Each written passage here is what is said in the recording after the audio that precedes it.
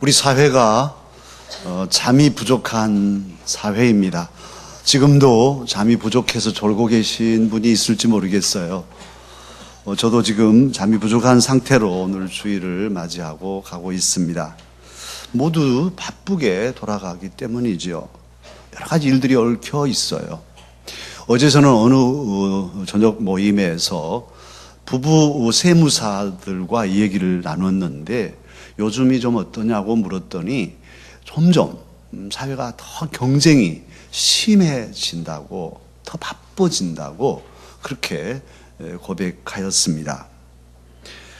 여러 가지로 이렇게 바쁘다 보니까 피곤이 누적되고 사고가 반복되는 이런 악순환이 진행되죠. 이런 위험을 몰라서 그러냐 하면 압니다. 김포공항 지하철 안전막 사고, 안전문 사고 역시도 다 알고 있었어요. 아주 가장 위험한 안전문이라는 것을 알고 있었지만 사람이 항상 죽나? 돈이 없는데 나중에 고치지. 이것이죠. 그래서 올해만 그 지하철 안전문 때문에 죽은 사람이 세 번째 죽었어요. 이게 뭐냐 하면 사람보다는 돈이 더 중요한 거예요.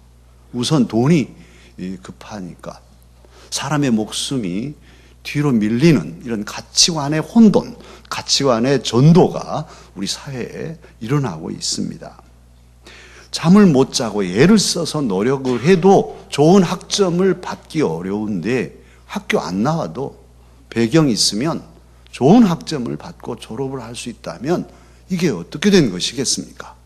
살 맛이 없어지고 힘을 빠지게 하는 탄식과 한숨이 절로 나오게 하는 세상. 그래서 사람들은 술에 취하고 제정신으로는 살 수 없으니까 술 기운으로 살려 하고 마약에 취하고 성적인 면에서 취해서 빠져들고 도박에 취하고 이런 세태가 오늘 저와 여러분이 살아가고 있는 우리 한국의 현실입니다.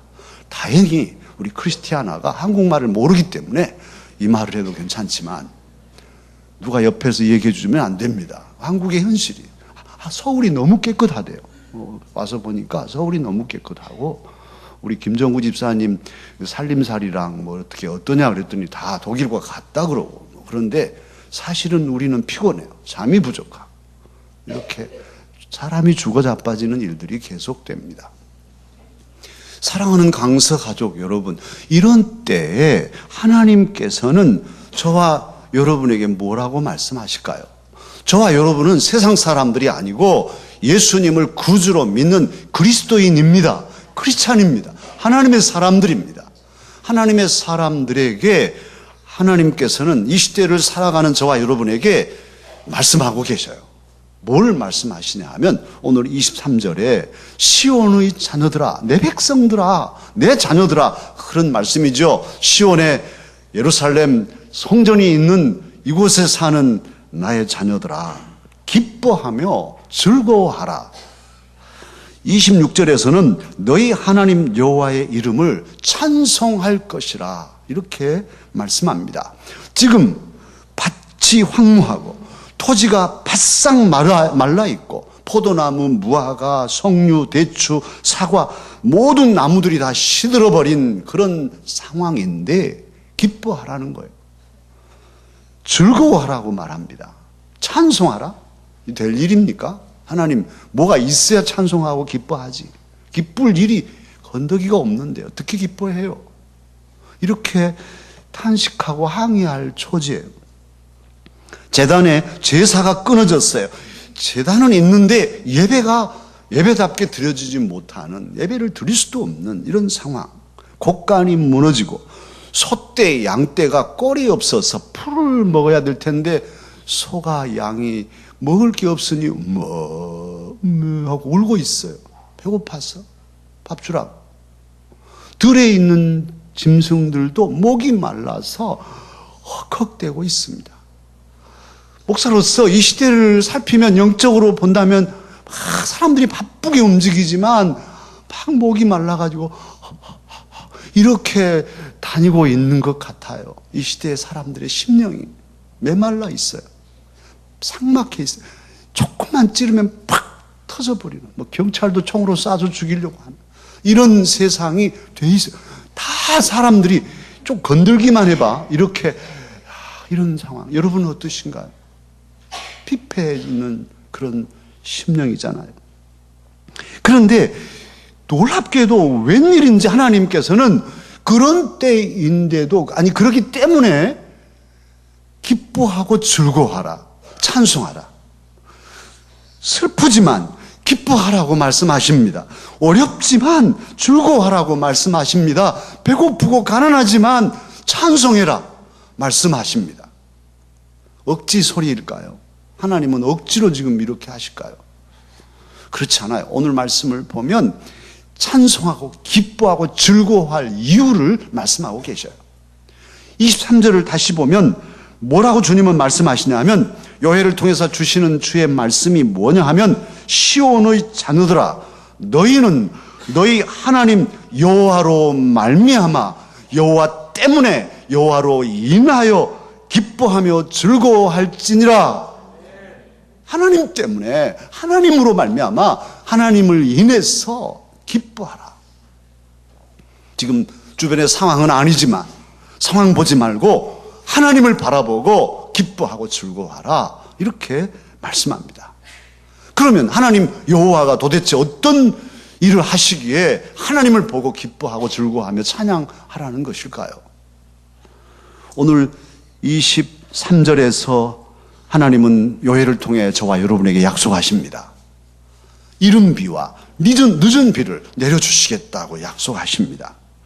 이른 비는 가을비예요. 지금 10월, 11월 이 사이에 내리는 비입니다. 그래서 땅을 적셔서 보리를 심을 수 있도록 그렇게 하는 비예요. 늦은 비는 4월 초에 내리는 봄비입니다. 보리 수확 직전에 내리는 비. 이 비는 어쨌든 초목을 살리잖아요. 비가 내리지 않으면 초목은 시들어서 죽고 말아요. 초목이 시들면 모든 먹이 사슬이 다 고통을 당하게 되죠. 비가 내려야 초목이 살고 이것을 뜯어먹고 짐승들이 살고 사람도 곡식을 거두어서 먹고 살아요. 그런데 하나님께서는 비를 거두시면 그게 재앙이죠. 바싹 마르니까. 근데 삶의 터전에 비를, 이른 비, 늦은 비를 적시에 내려서 풍성한 삶을 살게 하시겠다는 약속입니다.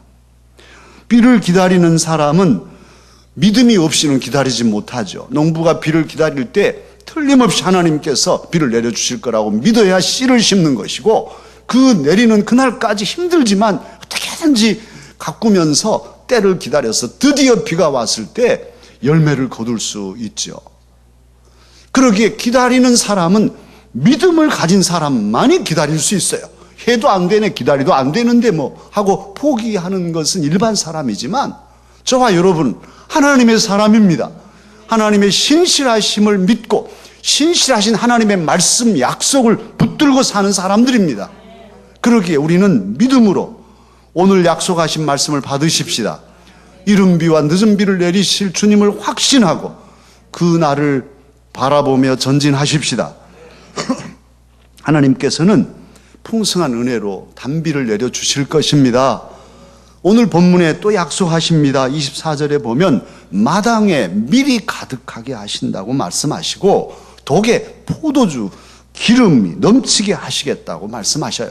마당은 우리의 삶의 터전이라면 비어있는 메마른 그 터전에 하나님께서 비를 내리셔서 밀이 가득한, 곡식이 가득한 마당이 되게 하고, 탈곡하면 옛날에는 마당에서 했잖아요. 그래서 가득한, 기쁨이 충만한 삶을 살게 하시겠다는 거예요. 그러니 지금 아니어도, 지금 밀이 없어도, 마당이 비어있어도 기뻐하고 즐거워하라 말씀하신 것이죠. 그리고 독이 가득하게 넘치는, 우리 개념으로는 뭐 포도주 기름 독이 아니죠. 우리는 쌀도가지에, 얘야 밥하게 쌀 좀 퍼오라 그러면 도가지에 가서 쌀을 펐어요. 그런데 없어요. 고개를 쳐박고 저 밑에까지 하다가 그냥 도가지에 거꾸로 쳐박히기도 하고, 도가지가 크잖아요. 그래서 긁어도 없으면 그날 굶지요. 이제 그 집은 굶어 죽게 됐어요. 우리 조상들은 다 전쟁을 많이 겪었기 때문에 1년 양식을 다 저장했어요. 이거 없으면 뻔히 보면서도 자식이 굶어 죽는 것을 봐야 되니까. 그래서 도가지가 크잖아요. 우리 개념으로 한다면 하나님께서 헝하게 빈 그 공간, 그 독에 정말 긁어도 쌀이 없는 그 비어있는 절망의 항아리에 가득 쌀을 채워서 쌀도가지가 흘러넘치게 하겠다. 할렐루야. 그 약속입니다. 이 약속의 말씀을 믿으십시다. 확신하고 붙들고 나아가십시다. 우리의 가정에, 우리의 교회에, 이 나라에 지금 어렵지만, 그러나 우리는 이 약속을 확신하고 기뻐하고 즐거워하며 찬송하며 전진하라고 주님은 오늘 말씀하여 주십니다. 두 번째로 주님께서는 뭘 말씀하시면서 기뻐하라 하시냐면 25절에 뭐 구체적으로는 그렇게 써 있지 않지만 메뚜기 떼를 없애주시고 메뚜기 떼들이 먹은 횟수만큼 보상해 주시겠다. 할렐루야 말씀하십니다. 메뚜기 떼를 가리켜서 굶주림의 화신이라고도 합니다. 메뚜기가 때로 아프리카라든지 그 중동의 지역에 이렇게 날아다니는데, 때로 날아다니는데 한 떼가 대략 몇 마리냐 하면 100억 마리랍니다. 100억 마리. 이 떼가 내려앉아서 먹기 시작하면 하루 먹는 양이 얼마냐 하면 4만 명의 사람들이 1년 먹을 양식을 하루에 먹어 치워버리는 거예요. 100억 마리들이. 그러니까 하곡동에 메뚜기 떼가 내렸다 하면 뭐 푸른 색깔이 있는 것들은 다 먹어버리니까 자고 나면 허해져 버리는 거죠. 사랑하는 강사가 여러분, 만약 어느 한 사람에게 메뚜기 떼가 공격한다면 그 삶이 피폐해질 수밖에 없어요. 집안이 좋고 돈도 많고 재능도 좋고 잘났고 할지라도 메뚜기 떼가 그의 삶에 임하면 그의 삶은 바싹 말라지고 사글이 다 한순간에 없어지는 것이죠. 무서운 재앙이 메뚜기 재앙입니다.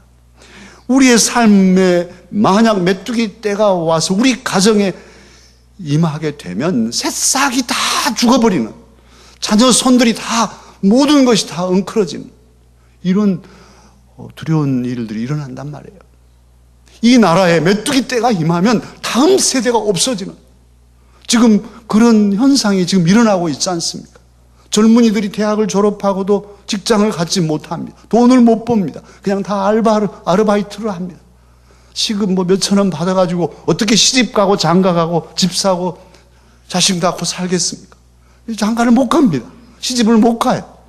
늦게 어떻게 해서 겨우겨우 가면 아기를 많이 낳지도 않고 낳을 수도 없고, 낳아봐야 한 명 낳든지 아니면 아예 안 낳든지, 자식을 제대로 키울 수도 없는데 왜 많이 낳냐 하고 안 낳아요. 제가 아는 어떤 젊은 부부도 잘 나가는 대기업의 중견 사원인데도 자식을 안 낳아.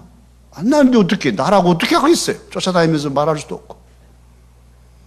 이 한국 사회가 지금 이렇게 가면 나중에는 사람 없으면 나라도 없습니다. 사람이 없는 대한민국 천지에 아파트만 휑하게 있어가지고 귀신 나오게 생겼는데 이 나라가 누구 나라 되겠어요? 걱정스럽습니다. 그런데 사랑하는 강사가 여러분, 걱정을 하고 있는 우리에게 주님은 오늘 또 말씀하십니다. 너희들 기뻐하고 즐거워하라. 메뚜기 떼를 내가 다 물리치고 그것들이 먹은 만큼 보상해 주겠다. 할렐루야. 그러시면서 26절 뭐라고 말씀하시냐면, 너희는 먹되 풍족히 먹게 될 것이다. 내 백성이 영원히 수치를 당하지 않을 것이다. 하나님 약속입니다. 그리고 정말 저와 여러분에게 더 큰 은혜가 되는 말씀은 27절이에요. 그런즉 내가 이스라엘, 하나님의 백성 이스라엘 가운데에 있어서 너희 하나님 여호와가 되겠다.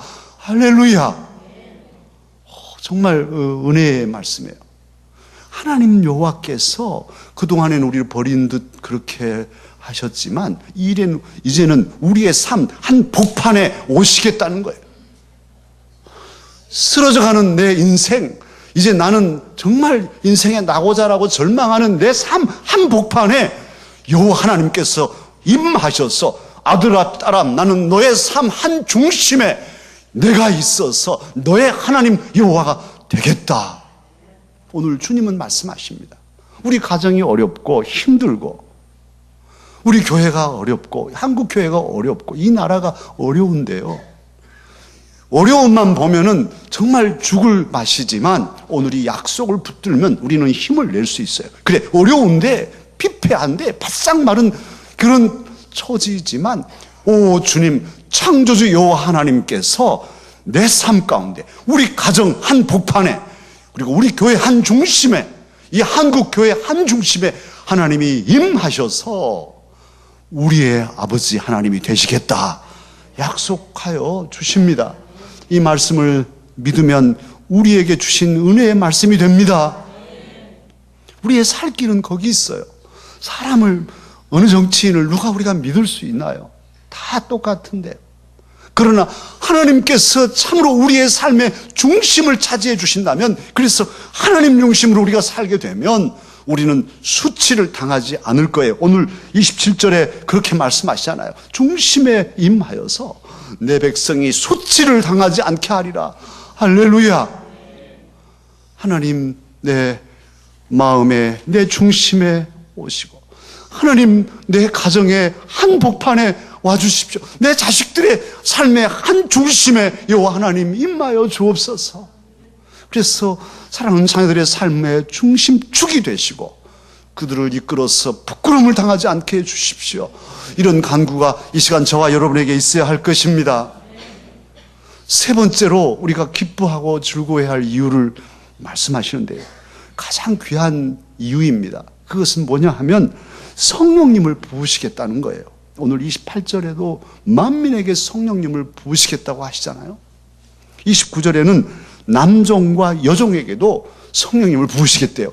남자 노예, 여자 노예는 사람 취급을 받지 못하던 때예요. 그런데 그들에게까지 하나님의 영이 임하시겠다. 성령님은 예수님을 구주로 믿게 하는 영이고, 성령님은 참으로 구원해 주시는 영이죠. 계시의 영, 지혜의 영, 사랑의 영, 위로의 영, 생명의 영이 성령님이십니다. 이 성령님은 힘들고 어려운 이 시대를 뚫고 살아가는데 우리에게 강력한 힘을 주시는 가장 귀한 분이 성령님이셔요.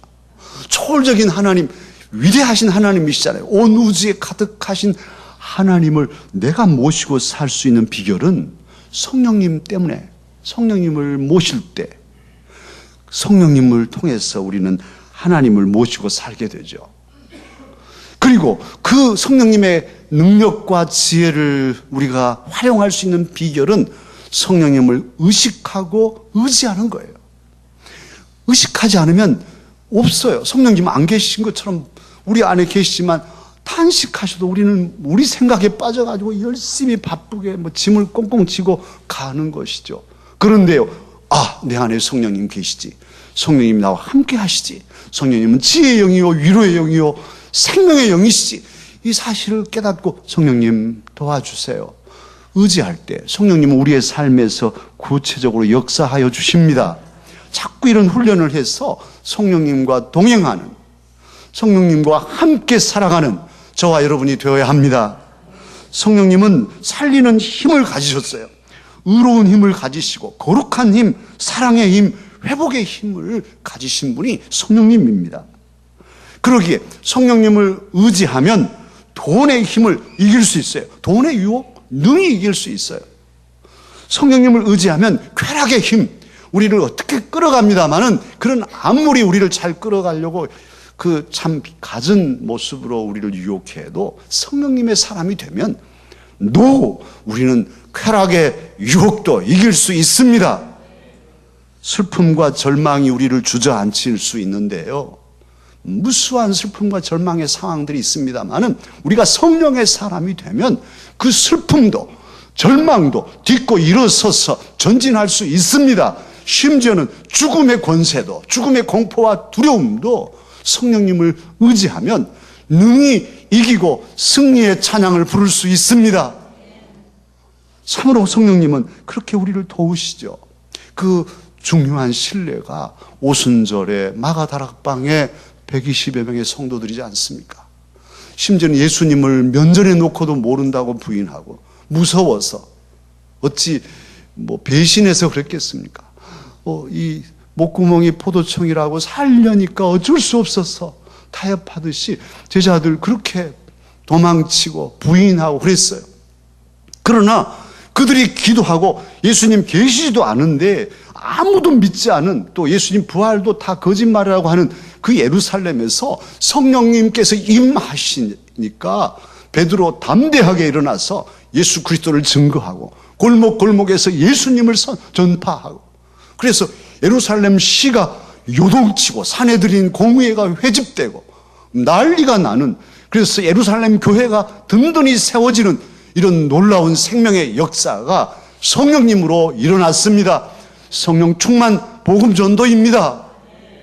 참으로 놀라운 생명의 역사는, 역동하는 그 생명의 역사는 성령님을 통해서 이루어졌어요. 우리 크리스티아나 장로님이 한국 교회 어떻게 생각하냐 물었더니 액티비티 하다는, 액티비티. 한국 교회가 아주 활동적이고 활동적이 여러 가지, 특히 또 우리 교회를 봐서 그럴 거예요. 다른 교회 봤으면 아니라고 할 텐데 말이죠. 우리 교회가 활동적입니다. 역동적입니다. 성령께서 함께 하시기 때문입니다. 아버지 학교라든지 앱들이라든지 여러 가지 것들 보시고 그렇게 말씀을 하셨어요. 우리에게는 정열이 있다, 패션이 있다고 내가 그랬죠. 우리 한국 교회 성도들은 열정이 있어서 모이기도 잘하고 뭘 해도 열심히 한다고 그랬습니다. 아까도 보십시오. 막 하지 않습니까? 성령의 힘을 입고 이 시대의 어두운 세력들이 우리를 엄습하고 메뚜기 떼들이 우리의 삶을 먹으려고 덤벼들 때에도 성령의 능력으로 성령을 의식하고 의지하며 힘차게 물리치고 승리하십시다. 성령의 역사는 질고도 병도 물리칠 수 있는 능력이 있습니다. 그 성령님을 의지하고 힘차게 나아가십시다. 사람이 사는데 우리는 짐승이 아니니까 돼지야 뭐 밥이나 많이 주고 따뜻하게 해주면 그냥 퍼자고 꿀꿀하다 밥 주면 또 퍼자고 이것이 삶이지만 우리는 그럴 수가 없죠. 왜냐하면 우리는 영적인 존재이기 때문에 그래요. 우리는 삶의 목표를 찾습니다. 의미 있는 삶. 왜 사냐? 내가 전 삶을 걸고 살아갈 만한 그 이유, 이 이유가 있어야 사는 거예요. 우리는 그런 존재예요.